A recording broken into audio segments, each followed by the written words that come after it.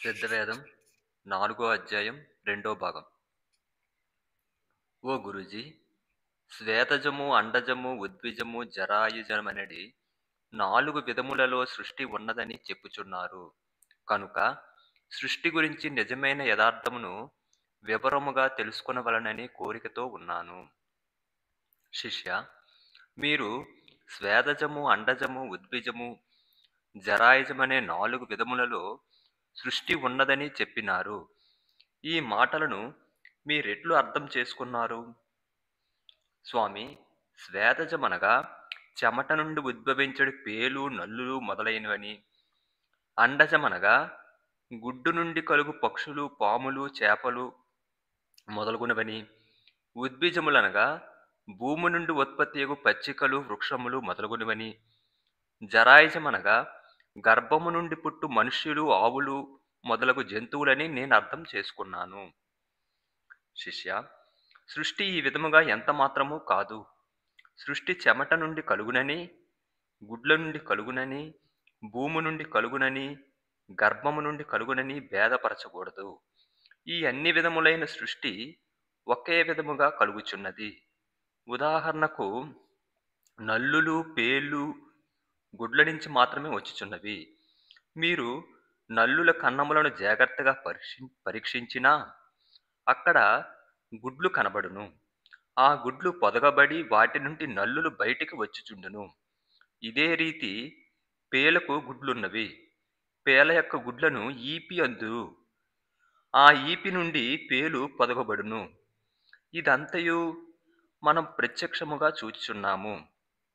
ఈ 2 జాతులు మనుష్య రక్తం మీద బతుకుచున్నవి. అందువలన నల్లులు జనులెక్కువగా నివసించి తిరుగు చోటులందు పేలు వారి తలల మీద కనబడును. ఈ జాతులు చెమట నుండి కలిగిన ఎడల అందరి తలలపై పేలుండవలెను. కాని అందరి తలలపై పేలను మనమట్లు చూచుట లేదు. ఆ రీతిగానే జనులు నివసించు అన్ని స్థలములోనూ కనబడటలేదు. కాని బ్రహ్మాండ కటాహం స్వేదోద్భవం అను వాక్యమే నమ్మదగినది. అనగా విశ్వము యావత్తూ స్వేదము నుండియే పుట్టినది. స్వేదమనగా తన నుండి కలిగిన తన నుండి కలిగిన అయితే కలిగిన అయితే ఆ చెమట కలుగుటకు కారణమేమి? స్వామి, ఉష్ణమధికమైనందువలన. ఉష్ణమధికమగుటకు కారణమేమి? శీతోష్ణ స్థితి. శీతోష్ణ స్థితి ఎక్కడి నుంచి కలుగుచున్నది? అగ్ని నుండి. అగ్ని ఎక్కడున్నది? వాయువులో. వాయువనగా ఏమని చెప్పి తిని? జీవశక్తి అయిన దేహమని. శిష్య, అగ్ని అయిన ఈ దేహంలో ఉష్ణమధికమైనప్పుడు దాని నుండి ఆవిరి వలె స్రవించి వచ్చిన చెమటయే శుక్లము. ఈ శుక్ల స్రవంతోనే యావత్తు ఉత్పత్తి అయినది. కావున సృష్టి అంతా స్వేదము నుండియే ఉత్పత్తి అయినది. ఇది లేకుండా చెమట నుండి సృష్టి కలుగుట లేదు. దేహము యొక్క చెమట నుండియే సృష్టి కలిగినది. దేహమునకు అర్థము తెలియక జనులు విరుద్ధముగా వెళ్ళిరి. పైన చెప్పినట్లు వాయువే దేహమని లోకం ఎప్పుడీ యథార్థమును తెలుసుకొనునో అప్పుడు మాత్రమే ఈ అపార్థము పోవును. మరియును ఒక బిడ్డ పుట్టినప్పుడు అందులో శుక్లము కలుగుట లేదు. ఆ బిడ్డలో అగ్ని అధికమైన కొలది శుక్లము కూడా క్రమముగా వృద్ధి అయి స్త్రీ పురుష సంగము భావం ఏర్పడుచున్నది. కావున అన్నియు స్వేదము నుండియే ఉద్భవించినది. ఓ గురు, అట్టి శుక్లము సృష్టిని ఎట్లు కలుగు చేయుచున్నదో నాకు చెప్పండని వేడుకుడుచున్నాను. శిష్య, స్వేదమైన ఈ శుక్లము మొదట గుడ్డగుచున్నది. తరువాత దశ గుడ్డు నుండి పుట్టుకు జరుగుచున్నది. అది ఇంచుమించు ఈ విధము. ఆముదపు చెట్టు యొక్క ఆకుల వలన పాలు పాలును ఒక పల్లెములో సేకరింపుము. గుల్లగా ఉన్న ఒక పుల్లను తీసుకుని ఒక కొనను పాలలో ముంచి తీసి మరి ఒక కొన ద్వారా నోటితో గాలిని ఊదినప్పుడు ఏమగును? స్వామి, ఆ పుల్ల యొక్క పాలున్న కొనయందు గుడ్డు వలె ఉబ్బుకును. శిష్య, ఆ పాలకు ఒక విధమైన జిగట ఉండును. అట్టి పాలలో గుల్లగానున్న ఆ పుడకను ముంచినప్పుడు దాని కొనను పాలంటుకొనును. మరి ఒక కొన నుండి అట్లూదినప్పుడు ఆ పాలంటియున్న కొనయందు చక్కని గోళము కలుగును. పుడక కొనను అంటుకున్న పాలు మొత్తమును నోటి నుండి ఊదు గాలి యొక్క క్రమముననుసరించి ఒక్కొక్కప్పుడు ఒకటియు, మరి ఒకప్పుడు 2, 3 లేక చిన్న చిన్నవి అనేక గోళములు ఏర్పడును. ఆ ప్రకారమే శుక్లము కూడా జిగటతో ఉన్న ఒక పదార్థము. సంభోగ సమయంలో ఈ శుక్లము జీవశక్తి అయిన వాయువుచే చెల్లింపబడి, ఆ వాయువు శుక్లమును మూత్రమార్గము ద్వారా కిందకు తీసుకొని వచ్చి, ఆ మూత్రమార్గము చివరకు చేరినప్పుడు, ఆ వాయువు యొక్క శక్తి ఏకగది అయి ఉన్నట్లయితే, ఆ శుక్లము మూత్రమార్గము చివరయందు కొంచెం ముందుకు వచ్చి, గుడ్డాకారంలో మూత్రమార్గము విడిచి, గర్భాశయమునందు పడుచున్నది. పైన చెప్పినట్లు అదే శక్తితో మరి ఒక చుక్క వాయువుతో నిండినట్లయినా, అది కూడా గర్భాశయంలో గుడ్డాకారముగా పడుచున్నది. అట్లు శక్తితో కూడిన వాయువు ఎన్ని బిందువులు నిండునో అవన్నీయు గర్భపాత్రమున పడి పిల్లలగుచున్నవి. మరియును కొందరు స్త్రీలు పాములు గుడ్లు ప్రసవించినారని సులభముగా నమ్మెడు జనులు చెప్పుచున్నారు. అట్లు ప్రసవించుట పాము సంయోగం చేసినందువలన కాదు, అత్యధికమైన ధాతు శక్తి వలన సంయోగ సమయమందు శ్వాసము హెచ్చై జీవశక్తి అయిన వాయువు శుక్లమును చెలింపజేసి కిందకు తీసుకువచ్చినప్పుడు, పన్నీరు చెంబు నుండి పన్నీరు జల్లినప్పుడు పన్నీరు బొట్లు బొట్లుగా వరుసగా ఏ విధముగా పడునో, ఆ విధముగానే మూత్రమార్గము చివర నుండి వాయువు యొక్క శక్తి వలన శుక్లము వాయువుతో నిండి చుక్కల చుక్కలుగా కొబ్బరి పూలు గుత్తువలే గర్భాశయంలో పడుచున్నది.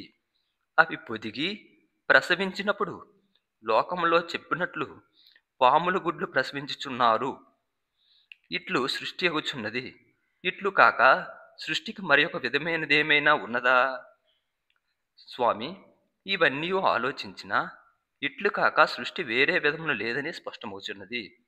అట్లయినా మనను సృష్టించిందెవరు?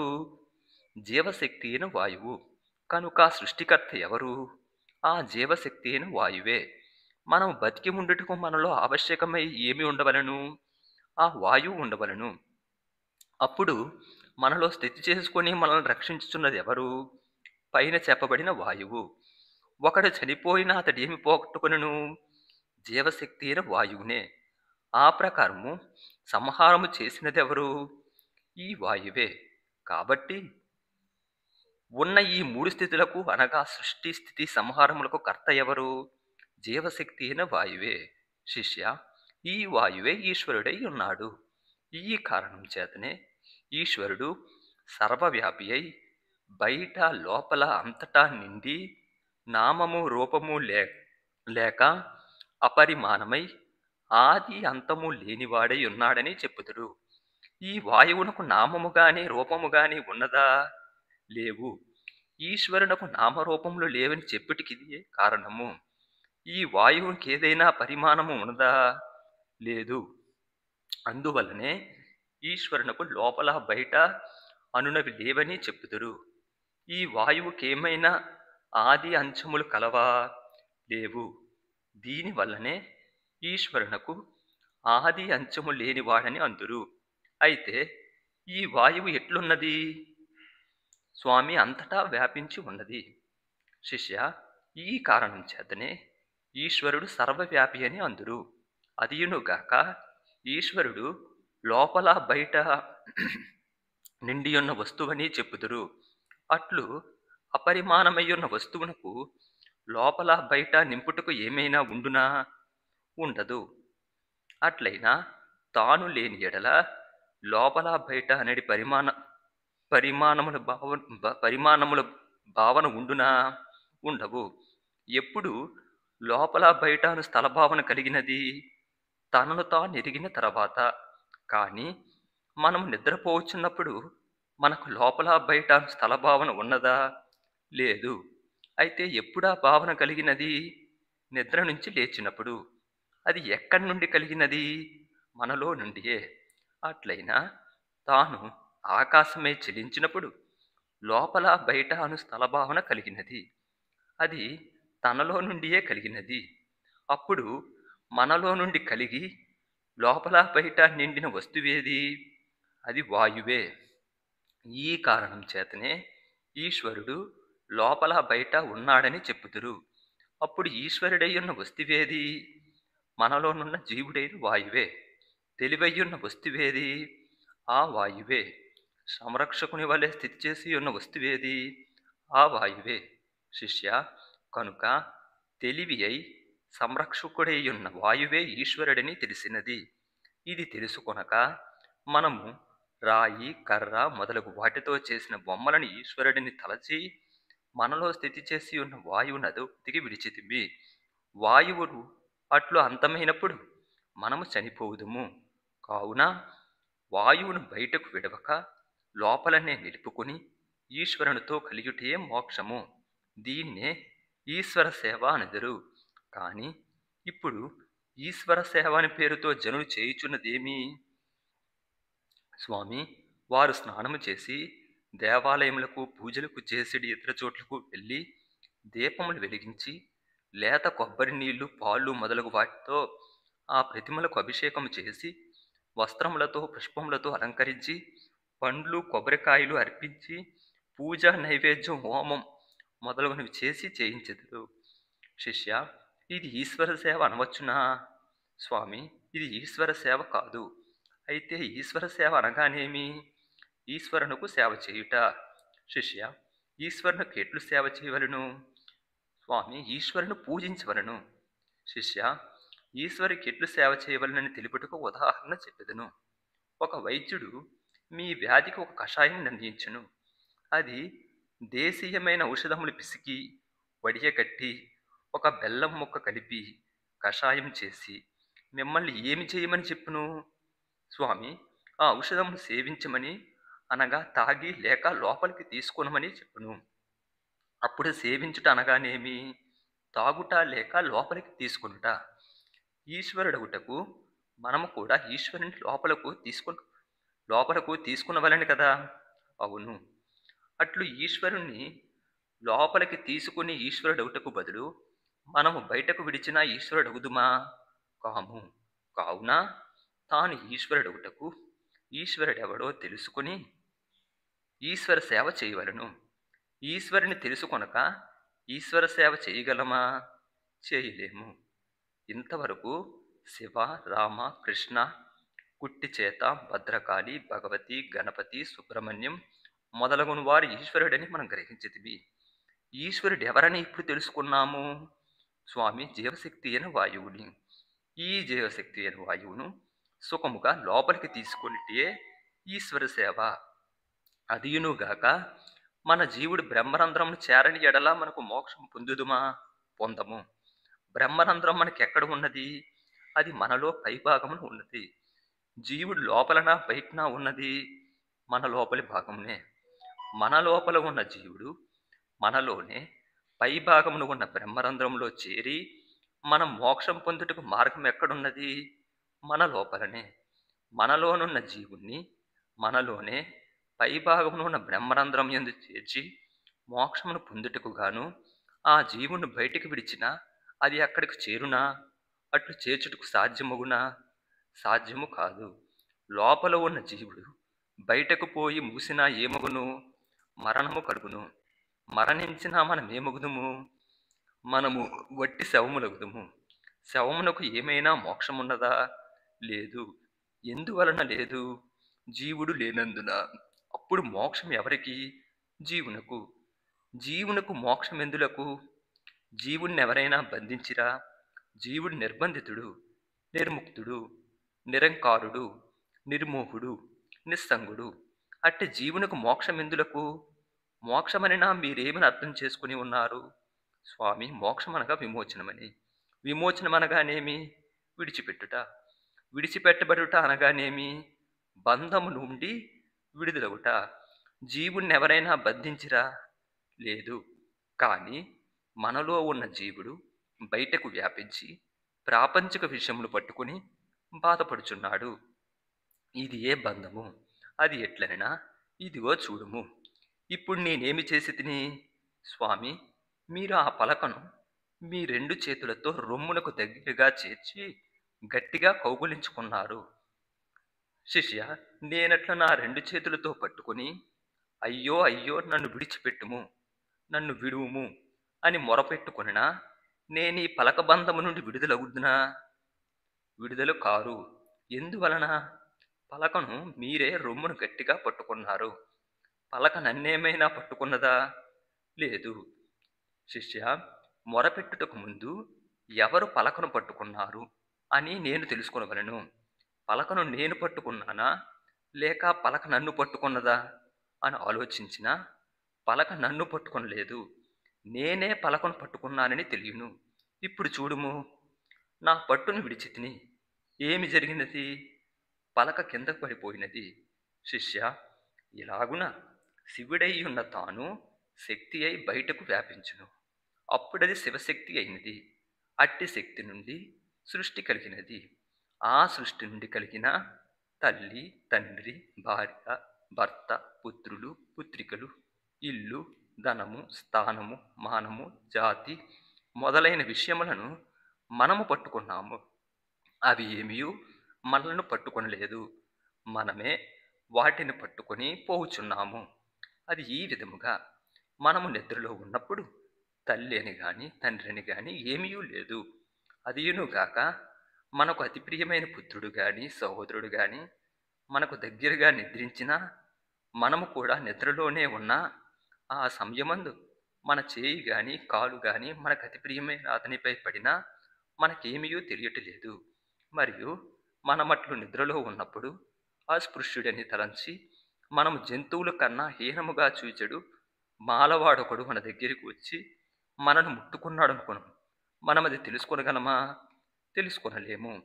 మనము నిద్ర నుండి మేలుకొని నిద్రలో ఉన్నప్పుడు మనలను మాలవాడు ముట్టుకొనుట వలన అశుచితైతమని, కావున శుద్ధి చేసుకొనవలెనని భావం కలుగుచున్నదా?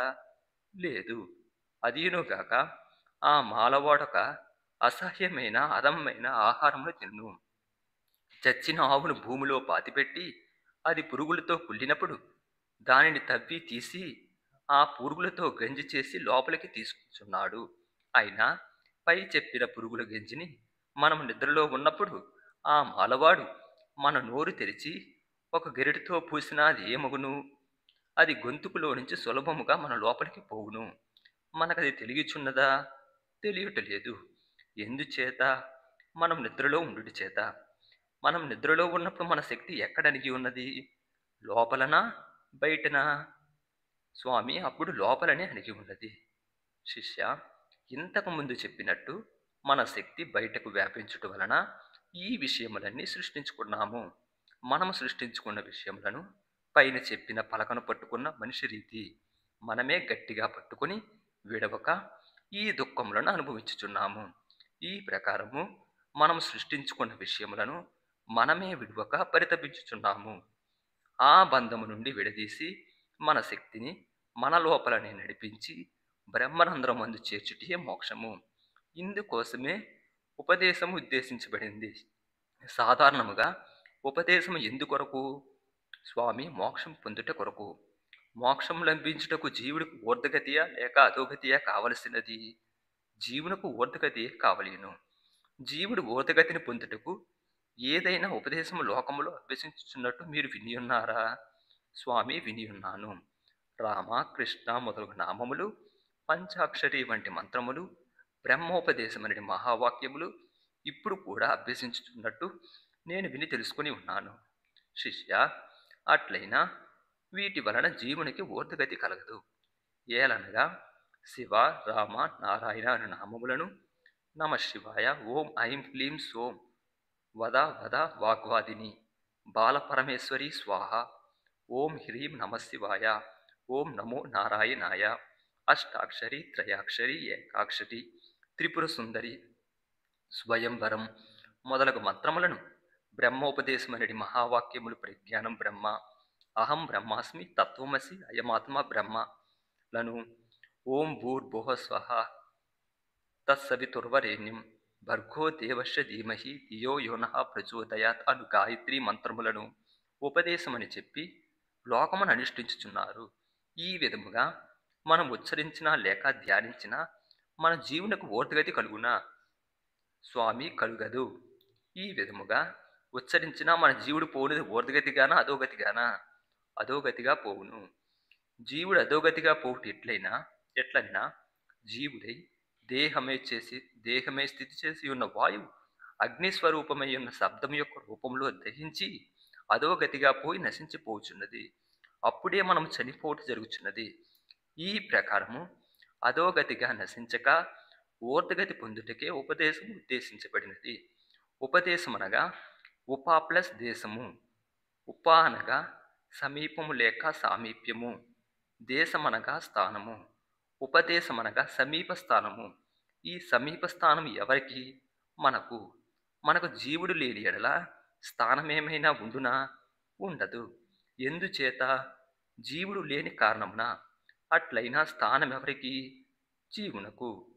శిష్య, మనం ఒకానొక మార్గమును నడిచి వెడుచున్నప్పుడు హఠాత్తుగా భయం చెందిన ఎడల గాని లేక వెనక నుండి అకస్మాత్తుగా కలిగిన ఒకానొక శబ్దం వలన గాని మనం తెలియకుండా గోతిలో పడిపోయినా జీవుకు ఏమగును?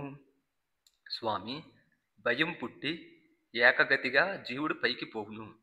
ఎక్కడి నుంచి పైకి పోవును? లోపల నుండియా బయట నుండియా? లోపల నుండియే. అయితే జీవుని యొక్క స్థానం ఏది? పై భాగము. అయినా మన జీవుడు మన లోపలనే ఉండి అవయవములంతటియు నిండి మూత్ర మార్గము కడ వరకు వ్యాపించి ఉన్నాడు. జీవుడు లేని ఎడల ఆ శుక్లము లేదు. ఆ జీవుడే శుక్లమై ఉన్నాడు. ఆ జీవుడు మూత్ర మార్గము సగం వరకే వచ్చిన ఎడల శుక్లము గాని మూత్రము గాని బయటకు రాదు. అది మూత్ర మార్గము కడ వరకు వచ్చి శుక్లమును మూత్రమును బయటకు త్రోయును. మూత్ర మార్గము కడ వరకు వ్యాపించి ఉన్న ఆ జీవుడే భయపడినప్పుడు అతివేగముగా పైకి పోవును. ఆ సమయమున జీవుడు ఎక్కడి నుండి పైకి పోవును? స్వామి, మూత్ర మార్గము మూలము నుండి. శిష్య, జీవుడు మన లోపలనే ఉన్నాడు కనుక లోపల ఉన్న ఈ జీవుని యొక్క ఈ మార్గము బాగు చేయవలెను. ఇందువలనే జీవుడు ఊర్ధ్వగతి పొందుటకు జీవుని మార్గం బాగుపరచవలనని చెప్పుదురు. అది ఇట్లు: జడమంతా వ్యాపించి ఉన్న జీవుణ్ణి ఏకగతిగా సదా నడుపుటకు మనలోనున్న ఈ మార్గం శుభ్రం చేయవలెను. మరి ఏ విధముగాను సరైన గతి పొందలేము. అదియునుగాక మీరు ఒక మనిషి అంచెదశలో ఉన్నప్పుడు చూచితిని. ఆ సమయమున శ్వాసం యొక్క గతి ఏ వైపునకు వెళ్ళుచున్నది? పై వైపునకు. అట్టి సమయమున కావలసిన గతి గురించే నేనిప్పుడు మాట్లాడుచున్నాను. అది ఈ విధముగా వినుము. ఈ విధముగా ఉండవలెను. ఆ సమయములో ఎట్టి గతి కలుగునా? కలుగదు. శిష్య, ఏలన మనం ఒకసారి పుట్టినా చనిపోదుమని పారంపర్యంగా తెలుసుకొని ఉన్నాము. ఇట్లు తెలుసుకొనుట తప్పై ఉన్నది. చనిపోవకయుండుటకు ఏదైనా మార్గం ఉన్నదా అని ఏ మాత్రము ఆలోచించినందుకు ఈ నిశ్చయమునకు వచ్చితిమి. మనమట్లు వెనుకకు మరణించవలెననున్నది తెలుసుకొనకయుండుట వలన ఈ నరకము అనుభవించి చనిపోవచ్చున్నాము. వెనుకకు మరణించుటి అనగా మూలమునకు పోయి మరణించుట లేక సర్వము మరుచుట. మనము మరవలసింది ఏమనా నేనను స్థితిని, లోకమును. ఇట్లు మరచి మన జీవుణ్ణి మన లోపలనే అణచవలెను. ఆ మార్గమును మనము నేర్చుకుని మన జీవుని అణిచిన మనము చనిపోదుమా? చనిపోవుము. వెనుకకు మరణించుటకు అవసరమైన గతినే నేనిప్పుడు మీకు చూపించి తిని. ఇది మొదట నుండి అభ్యసించకున్నందున చనిపోవునప్పుడు ఆ గతి కలుగక జనులు మరణశయ్యపై కొన్ని రోజులో లేక నెలలో లేక 1 సంవత్సరం కూడా పరుండినప్పుడు శ్వాస అవరోధకరమై జడము పుండై కుళ్ళి పురుగులు పట్టి జడమునకు రంధ్రములు కలుగుజేయును. అట్లు వారు స్మృతి తప్పి ఎంతయో బాధను అనుభవించి చివరకు చనిపోవుచున్నారు. ఇవన్నీ మనం చూచుటలేదా? చూచుచున్నాము. అప్పుడు వారు అనుభవించుచున్న బాధ ఈ విధమైనదని వారు చెప్పగలరా? చెప్పలేరు. ఊరక చూచుచున్న మనమే వారి బాధను చూచి ఎంతయో బాధపడుచున్నాము. అట్లయినప్పుడు వారెంత ఎక్కువ బాధను అనుభవించుచున్నారో మనం చెప్పగలమా? చెప్పలేము. మీకు చూపించిన గతిని వారా విధముగా అభ్యాసం చేసి ఉన్నారనుకొనుము. అంచె సమయంలో వారా విధముగా బాధను అనుభవించితరా? అనుభవించరు. మనకు బ్రహ్మరంధ్రం ఇప్పుడు తెరవబడి ఉన్నదా? మూయబడి ఉన్నదా? మూయబడి ఉన్నది. మూయబడి ఉన్న బ్రహ్మరంధ్రమును మనము తెరవకున్నా జీవుడు బ్రహ్మరంధ్రంలో చేరుట కలుగునా? కలుగదు. అది ఈ విధముగా మనలోనున్న జీవశక్తి బ్రహ్మరంధ్రమును తెరవక అక్కడకు వెళ్ళి తట్టి బయటకు పోయి నశించుట వలన మనము చనిపోవచ్చున్నాము. కావున మన జీవశక్తిని బయటకు విడవక లోపలనే ఉంచుకొని ఊర్ధగతిగా నడిపించి ఆ జీవునితో బ్రహ్మరంధ్రమును తట్టి తెరవలను. ఆ విధముగా చేసిన ఈ జీవుడు బ్రహ్మరంధ్రములో అణిగి తనలో తానైక్యమే తానవుచున్నాడు. ఇది ఏ మోక్షము. ఇట్లుగాక మనం మోక్షము పొందుటకు మరి ఒక మార్గము లేదు. కానీ ఇంతవరకు మన జీవుడున్నది ఊర్ధగతిగానా అధోగతిగానా? అధోగతిగానే. ఈ జీవుడు అధోగతి అయి కిందకు పోయి మనలో నుండి వ్యయమైపోయినా మనం ఏమవుదుము?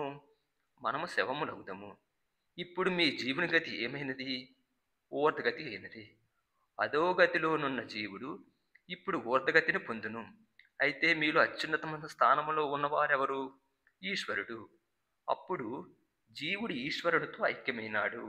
దీన్నే జీవేశ్వరోరైక్యమని చెప్పుదురు. జీవుని ఈశ్వరునితో ఐక్యమైన ఎడల ఏమి ఫలించును? మోక్షము. శిష్య, దీనినే ప్రాణమును అపానమును ఐక్యము చేయుట అందరు. మనలో స్థితి చేసి ఉన్నది ప్రాణము. మనలో నుండి బయటకు పోచున్నది అపానము. అపానమును అట్లు బయటకు విడవక ప్రాణముతో నడిచి లోపలనే ఏకరీతిగా నడిపించుటయే ప్రాణాయామము అనబడును.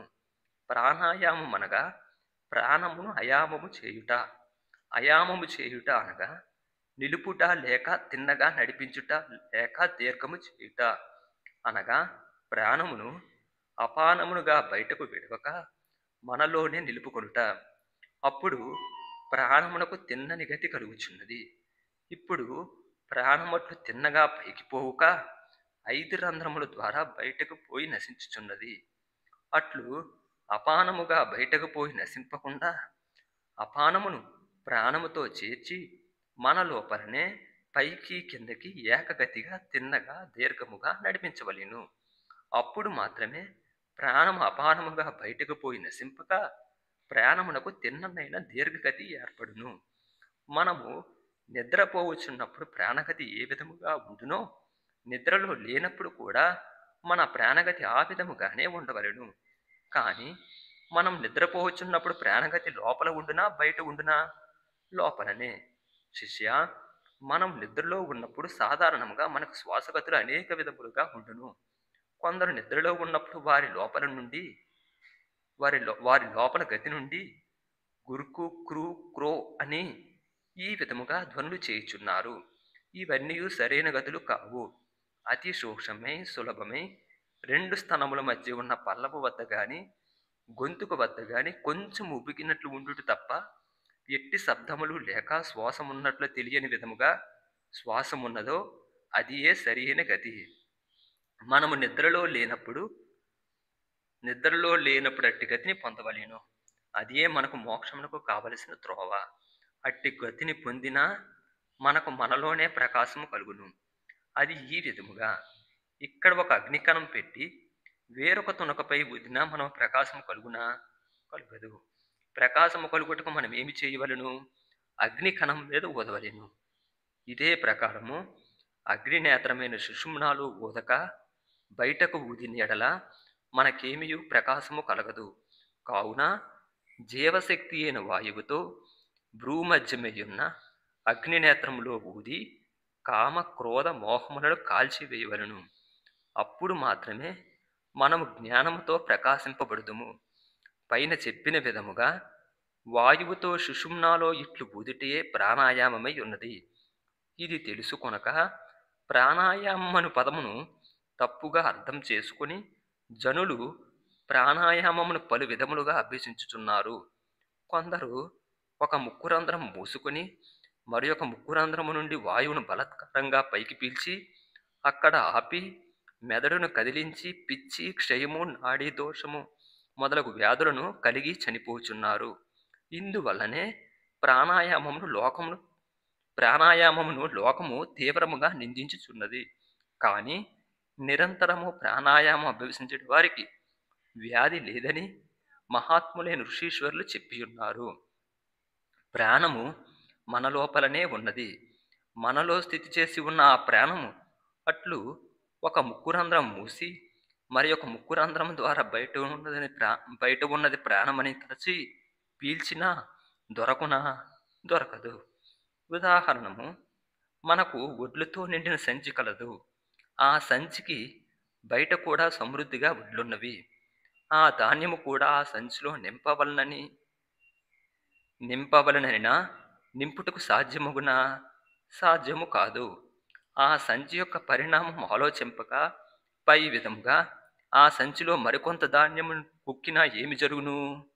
సంచి చిరిగిపోవును.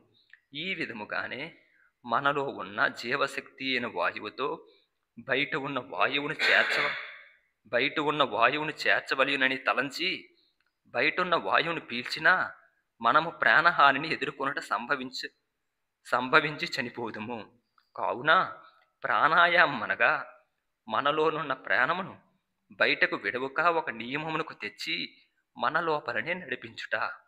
అట్లు విద్యా నిపుణకు ఎటువంటి వ్యాధులు కలుగవు. అందువల్లనే నిరంతరము ప్రాణాయామము చేయువారికి ఎంత మాత్రము ఏ రోగము కలుగదని లోకములో చెప్పుచున్నారు. సమాప్తం.